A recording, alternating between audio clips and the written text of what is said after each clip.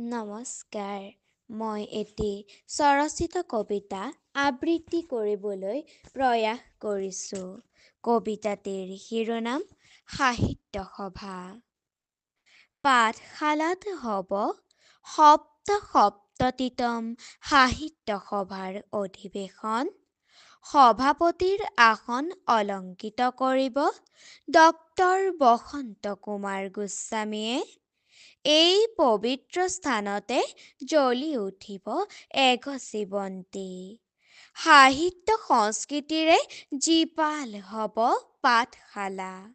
সকলোৱে মিলি গাব চিৰ চেনেহী মোৰ ভাষা জননী। এটি নাৰিকল ভাঙি পতাকা উৰুৱাই পাঠশালাত হ'ব মহা আয়োজন। মাতৃৰ বন্দনাৰে সকলোৱে চিঞৰি উঠিব। সাহিত্য সংস্কৃতি ভাষাৰ জননীয়ে জিলিকি থাকিব। অসম সাহিত্য সভাৰ পবিত্ৰ মজিয়াত। ধন্যবাদ।